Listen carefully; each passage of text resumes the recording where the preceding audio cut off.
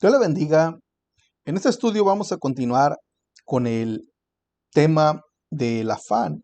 En el video anterior estuvimos viendo cómo el afán destruye, cómo el afán pues se refiere también a las preocupaciones y no solamente a lo que es el amor al dinero. También estuvimos viendo cómo la preocupación encierra, podemos decir, o quita, mejor dicho, el gozo, y el gozo del cristiano es nuestra fortaleza. Estuvimos viendo el amor al dinero que dice la palabra del Señor en 1 de Timoteo 6:10, que raíz de todos los males es el amor al dinero.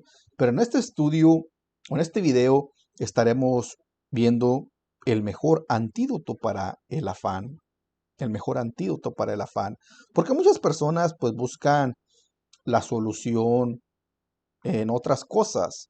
Buscan quitarse el afán, el estrés, la desesperación en píldoras, en pastillas. Van a los médicos y se olvidan del médico de médicos, que es el Señor Jesucristo. Muchos optan por quitarse la vida, o muchos optan por privarse de la vida, y cualquiera que tome estas medidas, pues podemos decir que está descalificado del reino de los cielos. Ha perdido tristemente la vida eterna. Pero en este mundo que vivimos hay muchas personas que tristemente hacen esto, que por el estrés, el afán de obtener otras cosas, ya seamos riquezas o las preocupaciones que lo abarcan día tras día, pues se quitan la vida y no pueden soportar tanto estrés, tanta preocupación. Llegan al grado de tomar esa decisión. Por eso traemos estos estudios para decir que la Biblia nos dice que el mejor antídoto o el mejor remedio para quitar el afán es la oración. Sí, la oración. Pero, hay un pero, como dice aquí la imagen. Es la oración el mejor antídoto para el afán, pero debemos orar con devoción y ruego y también en la voluntad del Señor. Porque no vamos a orar pidiéndole al Señor, Señor, dame y dame y dame y dame y dame esto otro, dame esto otro y dame esto y dame esto. No, así no se tiene que orar. Se tiene que orar con devoción, clamarle al Señor, rogarle que nos fortalezca.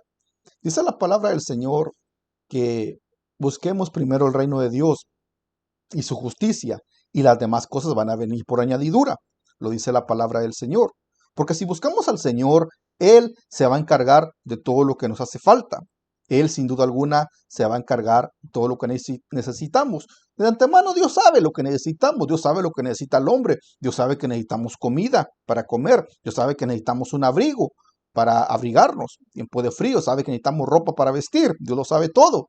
Pero Dios quiere que le clamemos, que le rogamos. Dios quiere que le pidamos, pues, pero en la voluntad del Señor. Porque ¿cómo vas a pedir un carro? O si ya tienes digamos, un montón de carros.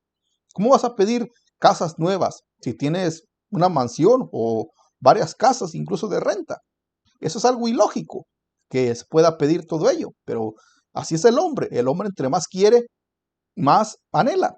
Y todo esto está en contra de la voluntad de Dios, porque el hombre está pidiendo y pide, pero no quiere darle nada al Señor. Dios dice, búscame primero y yo te voy a proveer lo que te hace falta. Busca mi reino, búscame y yo te voy a proveer lo que hace falta.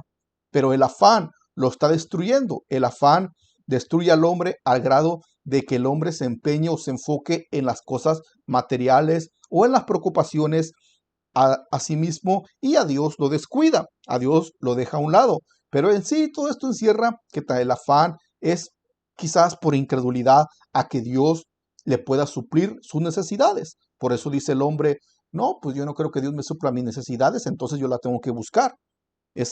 Podemos decir, resumir, que en sí el afán puede ser incredulidad.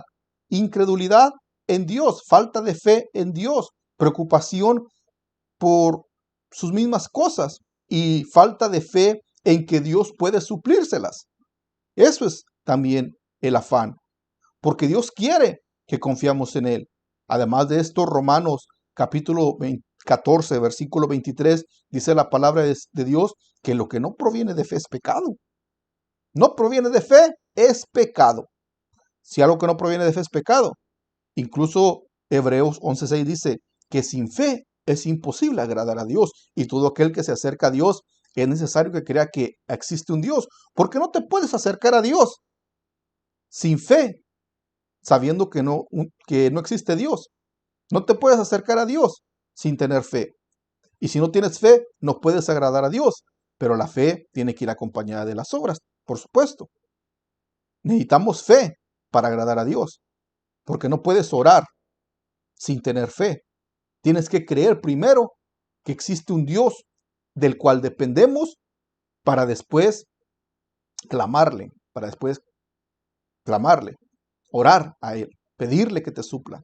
Porque no es que el hombre supla sus propias necesidades. Aquí no es que el hombre haga los milagros, es Dios. Todo depende de Dios. El mundo gira por voluntad de Dios.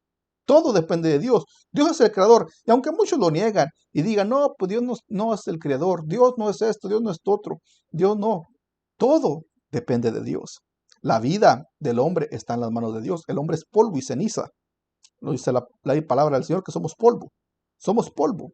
Somos necesitados de Dios. Aunque el hombre se jacte que tenga mucha inteligencia, que tenga riquezas, tenga posesiones y se llene de soberbia, el hombre es polvo y el hombre es un necesitado ante la presencia del Dios Todopoderoso.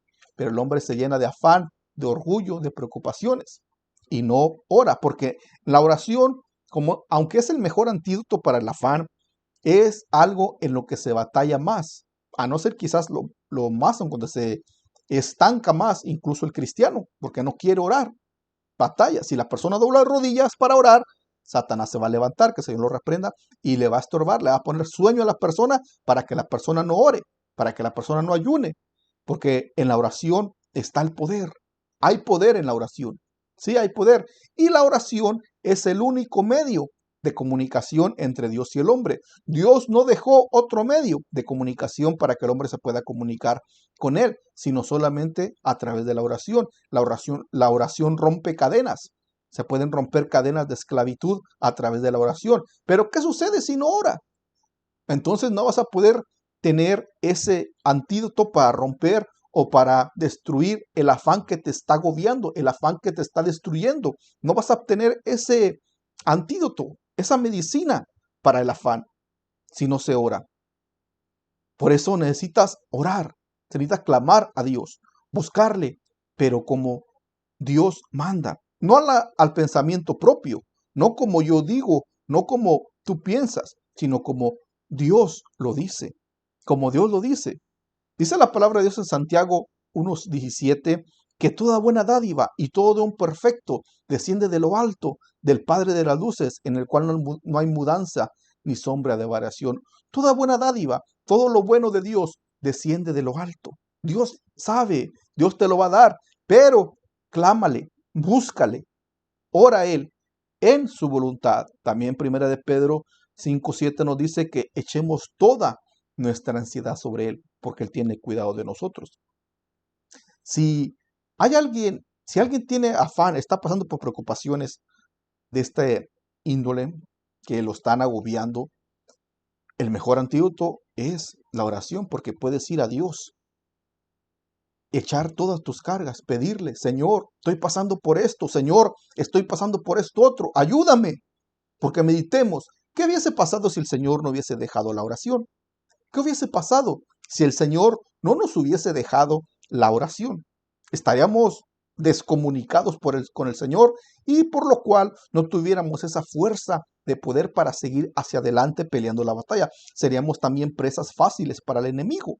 Estaríamos en las manos del enemigo derrotados, porque la oración es poder. La oración es poder y no teníamos comunicación con Dios.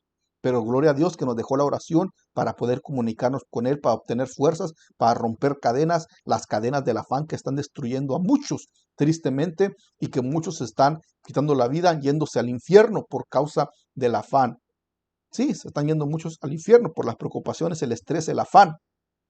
Pero necesitamos también entender que no es suficiente, como dice aquí, la oración se tiene que pedir. Una oración debe ser también definida, debe ser específica, porque la oración no debe de ser dirigida a cualquier, podemos decir, ídolo o imagen de fundición. La oración tiene que ser dirigida hacia el Padre.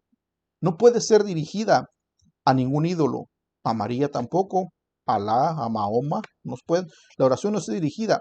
El Señor Jesús oró diciendo, Padre nuestro que estás en el cielo, santificado sea tu nombre. En otras palabras, la oración va dirigida hacia el Padre va dirigida. Entonces, también se tiene la oración, tiene que ser definida, alabando al Señor, hacia el Padre, y específicamente alabarlo, diciéndole, pidiéndole también lo que necesitas, pero como dijimos anteriormente, bajo la voluntad de Dios. Porque tenemos con el Señor el mejor, podemos decir, si tienes enfermedad, tenemos al mejor doctor, el que cura todo, el que cura todo. Entonces, cuando lucha, prueba, tenemos al que mejor, al quien nos puede ayudar. Tenemos a quien mejor.